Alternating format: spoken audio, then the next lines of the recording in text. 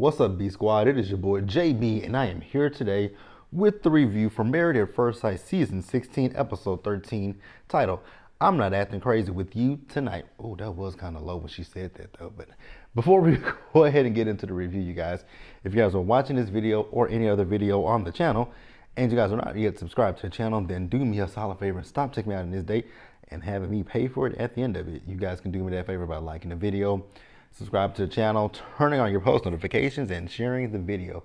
And with that out of the way, without further ado, let's discuss Married at First Sight, shall we? All right, you guys, so I'm gonna start up with the couple who gave me the least in this week's episode, and that is going to be Gina and Clint.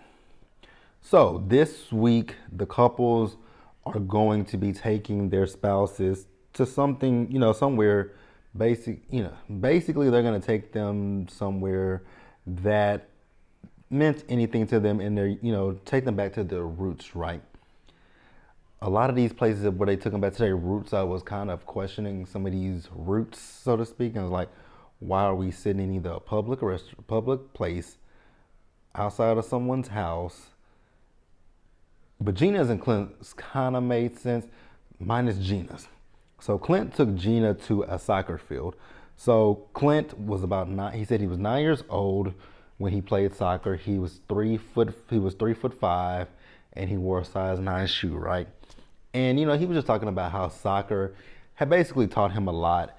Now, I thought it was kind of, I know when people make jokes, because I have big feet too, right? So people used to make jokes about my feet all the time, about how big my feet are. Technically, my shoes are big. My feet are little narrow feet, but I wear a size 13 in shoes, right? So people have made those jokes about my, they call my shoes boats and whatnot. So I've heard those jokes too, right? But I think sometimes when we make those jokes, we should really think about it and how this might affect the person long term when we make those jokes. I know people don't mean any harm behind it, but yeah, because he was talking about I think he said water skiing. His family said he didn't need any skis. He could just put his feet in the water. Like, that's, again, I know they don't mean any harm by saying those things, but we got to be cognizant of the things that we say to people, because sometimes we don't know how people can internalize things and how that may affect them going down the line, right? But I do love the fact that he said he got he learned life lessons from playing soccer, which is true. You get life lessons from playing, from sports. You can learn some valuable lessons. You learn teamwork. There's so many different things that you learn from playing sports, right? I was in band. I learned so much stuff from being in band. So much stuff. It really taught me, it trains me in so many things. So yeah. So then we also see as Gina. Gina decided that she wanted to take Clint down to the salon that she went to, the place where she learned to do hair. I was like, oh my God, is there anything else to Gina besides the salon? Because literally that's all we ever hear from Gina is the salon this, the salon that. And I'm like, oh my God, Gina. Who is Gina? Now, granted, I think I heard she said she worked in broadcast, right? I was like, oh, that's something new that we've never heard about Gina. All we've heard about is this damn salon. And kudos to Gina, but it just feels like it's a big commercial for her salon, and it's just like, oh my God. And then we later in the episode see Gina, as Gina is having some of the girls, some of her stylists over to the house. I was like, and then they started talking about the salon. I was like, so is there nothing to Gina besides the salon? Does Gina not do anything outside, any outside activity? Does Gina not go to the movies? Like, I'm starting to understand Clint a lot more. Like, when it comes to Gina, I want to know more about Gina. Do you like horror movies? Do you like rom-coms? What do you like, Gina? Do you like, what are you allergic to? Like, damn, tell me something that doesn't consist of that damn salon. Like, I am so tired of hearing about Gina's salon. If we played a drinking game for every time Gina mentions her salon, we'd be drunk. We would actually probably have alcohol poisoning. Like, I just want to know something deeper. Like, let's go deeper, Gina. Deeper, deeper, deeper. Because we're shallow at this point. Like, There's nothing besides the damn salon, and it's just like, oh my God, I cannot continue to hear about this damn salon. Like, I just really can't. But that's really all I got for Gina and Clint. Let's pause here and move on to the next couple. So I also do want to mention that the couples were tasked with writing a letter to their younger selves. So the only people who we heard read their letters was Nicole and Chris, who I'm going to talk about next. Nicole and Chris, and Hits from the Streets, and Jasmine. But Nicole and Chris, so remember I told you that the couples this week were tasked with taking their spouse to their roots, right? So Nicole took Chris to an Italian restaurant, right? So, she's Italian. And remember, FBI, full-blooded Italian. When it comes to Nicole, it's very interesting when you think about Nicole, right? Because Nicole is telling Chris about what she was saying. It just sounds like normal teenage shit, right? Because she said she would cut school. She was I think when she was in school, she cut school. She was quite rebellious, and I'm like, not all teenagers do that, not all kids do that, but I know that's something that I definitely did when I was in high school, right? And my mom did right by me. It was just me being in high school, having new friends outside of my middle school friends, right? And some of my friends would be like, "Oh, we should skip class. We should do this. We should do that," right? And me being a teenager, me just wanting to have fun and be with my friends, I did a lot of things, right? In high school, I skipped class so much so that in the summer, I had to make up credits, right?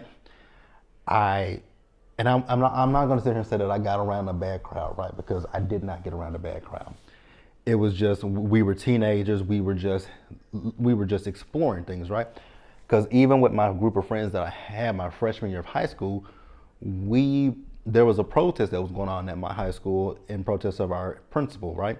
Because they were trying to fire him, but everybody wanted to support him and keep him from being fired, right? So all the black students, our parents kept us out of school that day, right?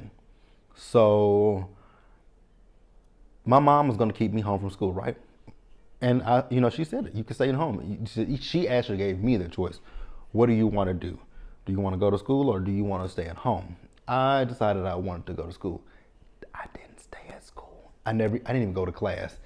I didn't even go to class that day, right? I think I went to my first period class, and after that, I didn't go to nothing else because me and my friends, we left school and we went and we, hung out at another person's house that we knew, and that was my first time getting introduced to weed, right? So as a teenager, yes, I feel like some kids do this, and again, like I said, not all kids do it, but the things that Nicole was talking about is like, it's things that most teenagers do. Teenagers go through a rebellious spot in their lives, right? Because she said she was lying, she was skipping school, right? And what I say now, I can't say anything about lying because I didn't really lie to my mom when I was in high school. Actually, no, I didn't. The only thing that I wouldn't tell her the truth, and it's not that I didn't lie, I lied to her. I just tell her, well, I guess it is a lie by omission, right? Because I didn't tell her that I was skipping. That was the only thing that I would not be honest about, right? Because the interesting thing, the crazy thing is, when I was in high school, right? Mind you, I said I skipped, right? And I skipped quite a few classes, and sometimes it would be the same class. But I still ended up passing the classes at the end of the semester. There was one class that I did not pass, and it was my biology class, and that was because I really wasn't going, right? But like my English class, my English class, my algebra class, every class that I was skipping, with the exception of biology, even like some of them that I was skipping, I would still pass the class. But the thing was, I had missed so many days of school. I had missed so many days of school. I had to go to summer school to make up the hours. Like it was my freshman and my sophomore year where I was skipping, and I would have to go to summer school to make up the hours that I didn't go to class. My mom never asked me. My mom never asked me about that. Freshman and sophomore year, she didn't ask me. Junior and senior year, I was in class. And I didn't tell my mom that the reason why I had to go to summer school freshman and sophomore years because I skipped. I didn't tell her that until after I graduated high school. She said, Jerome, I pretty much knew that. She said, I just let you do you, but I pretty much knew that. And I was like, you did, but you never said anything. And, at one point she did kind of mention something to me about truancy court, but I'm like, you ain't got to worry about that.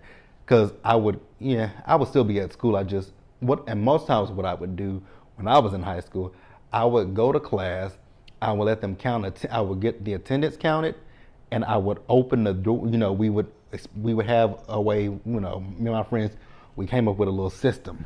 Like, especially my English class, we would have somebody say, open the door crack the door just a little bit, right? After she calls the roll, and we would just slip out of the door and never come back. But it was so fun. It was fun, right? High school for me was a fun time. I learned a lot about myself, and I had fun, right? Even when I had fun in high school, so that way when I got to college, I didn't have to do all of these things. I didn't skip classes that I was paying for, but it was fun, right? So Nicole is just wondering if Chris is gonna look at her differently. I don't know how he could or why he would, right? So then Nicole and Chris went to a paint shop, and this is where I was confused. I'm like, okay, I get that Chris said his dad owned a paint shop when he was a kid, and they would go there, but I was not understanding the significance of them being in a random paint shop.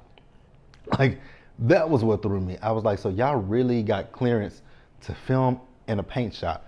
Y'all didn't buy anything. Y'all just literally sat there and had a whole ass conversation, right? He was telling her how his dad liked her responses, and he was telling her how him and his dad have gotten closer over the years.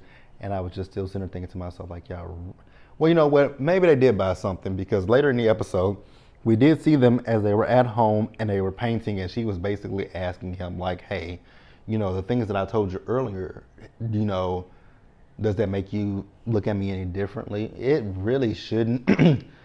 It really shouldn't. She was a teenager. She was a kid. Some kids are led, excuse me, some kids are led by peer pressure. Me personally, I was not led by peer pressure. I just did what the hell I wanted to do. I didn't like some of my teachers, so I said, I don't want to go to your class, right? So I don't understand how it would be anything that would make him look at her funny style and not want to say yes on decision day. Can we please get to decision day? That's all I ask. So let's pause here, and we're going to move forward, you guys. All right, you guys, so next up we got Jasmine and Hits from the Streets, right? So we see Jasmine. So Jasmine has one of her friends over, and the friend is married. So they're talking about marriage. Honestly, when it comes to Jasmine and Hits from the Streets, I'm at my breaking point with it. And I really wish that the experts would step in. I know that y'all see the stuff. I know that y'all are privy to what's happening. I wish that the experts would step in and say something, because I feel as if this is going to be a detriment to Jasmine. I really do, because this man is not interested in her. I don't know what okay, we do kind of know, we kind of feel like we know what it is, right? But I just don't like seeing this. And you can see that it looks like she's being beaten up, right? And I just don't like that. She looks like a shell of the person that we met in the beginning of the season. Jasmine looks like a shell of herself, right? She's saying how, it's kind of hard trying to navigate this marriage because of her feelings, right? Because it's just really sad for me to see it, right? She said at first she was attracted to him, but now those feelings are basically dying off. And her friend tells her no, not to close herself off. I was like, ma'am, if you're watching this now, I bet you feel otherwise, don't you, right? Let them feelings dissipate, die, don't resuscitate them, don't do anything. Let those feelings go to hell in the handbasket, right? So then we see them as they went to a card shop. So he was explaining to her that he collected cards as a kid, when he moved from wherever he moved from to there, he collected cards. Honest to God, I don't care, right? I just don't feel anything for Eris. Hits from the Streets, as I call him. I don't feel anything for him, right? Because he wants to try to play this, that he's trying to open up to her, but you're trying to open up to her after you have made her basically feel like nothing, feel like shit. And I just don't rock with that. I really, truly don't. So then we later see him in the episode, And it was the funniest thing because she said, "I ain't got nothing to say." I was like, "Thank you." Give him nothing. Give him the bare minimum. Give him goose eggs, right? So we later see them in the episode, and he was telling her that he's from time to time reads these letters that his dad wrote to his mom, right? And he read the letter, so she was asking him like, you know, what makes you read those letters? I wasn't listening to him because you guys know how I feel about him. I just don't see it for him. And she was talking about she likes that he's opening up more to her. I just it's interesting to me to see this, right? And I feel like it's a little bit of a game, so to speak, right? I feel like he wants to open up to her so that way she can open up to him. But then when decision day comes, he gonna lower the boom and say, "Nope, I don't want to choose you." That's my personal opinion. I want you guys to tell me what you guys think down in the comments below. But I mean, I'm not feeling Eris at all.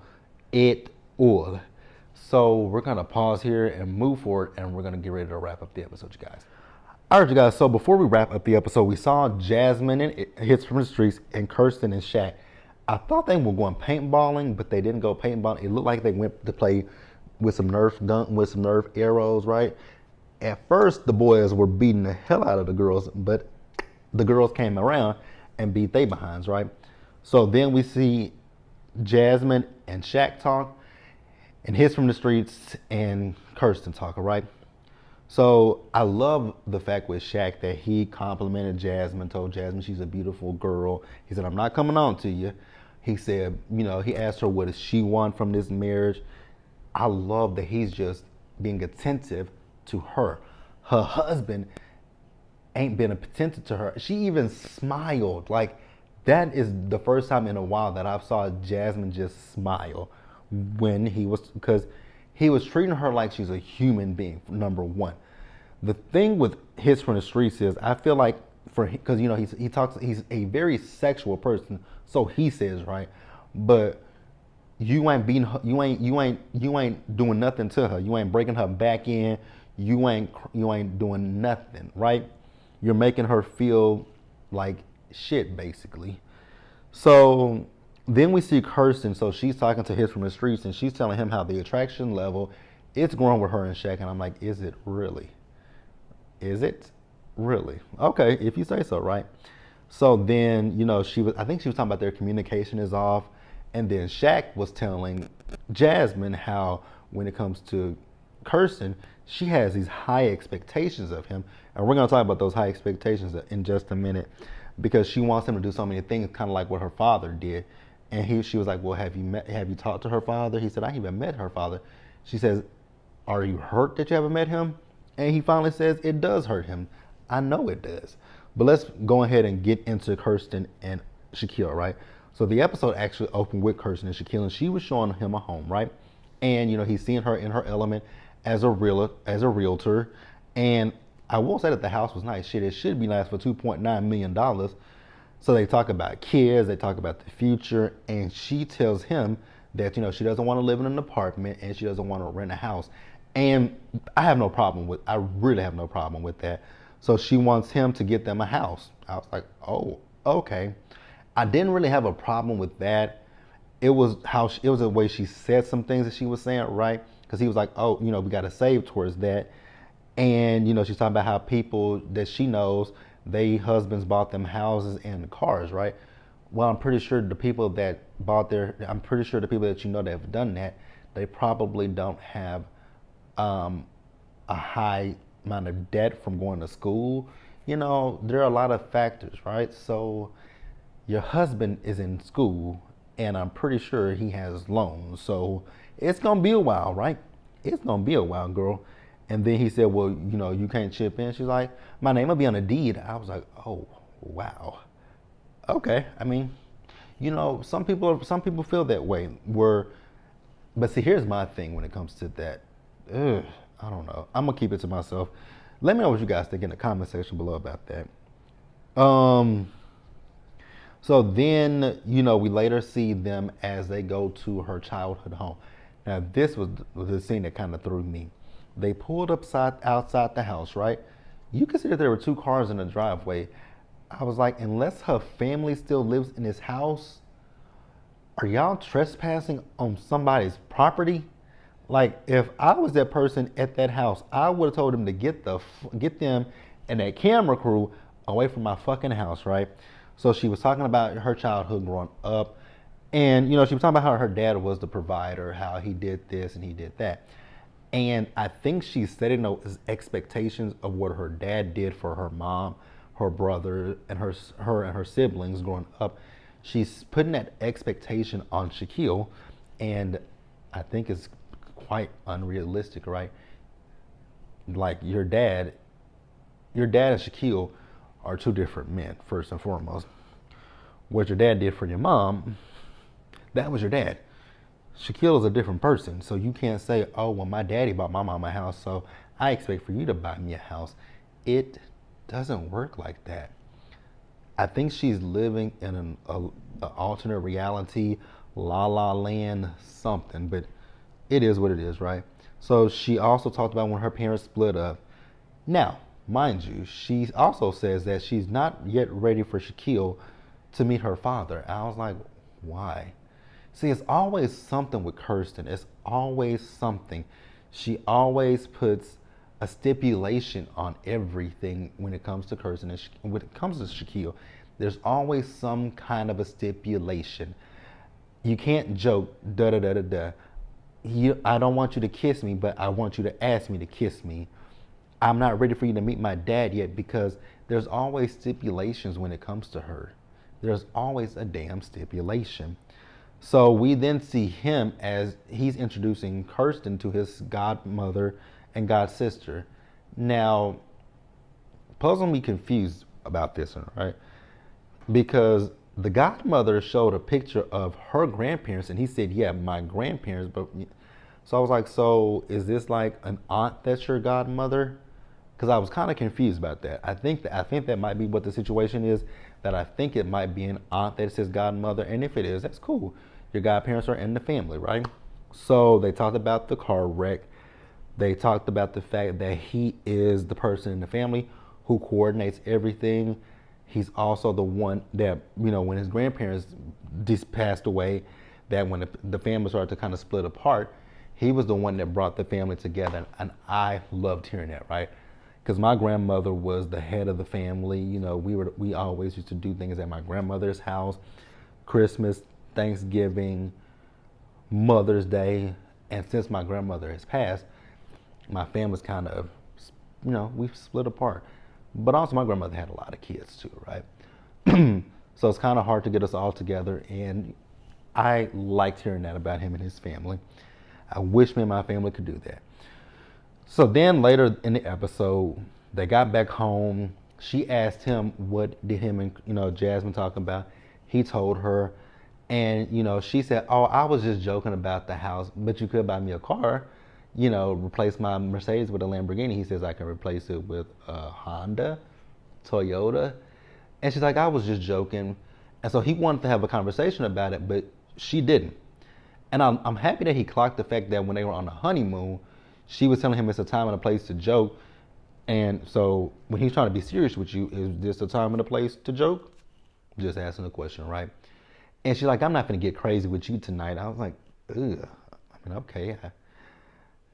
I guess, right? But that's really the episode, you guys. Let me know what you guys thought about this episode in the comment section below. Subscribe to the channel, turn on your post notifications, share the video. And until the next time, stay safe. Take care of yourselves, you guys. Wash your hands, be blessed, and I'll see you guys in the next one.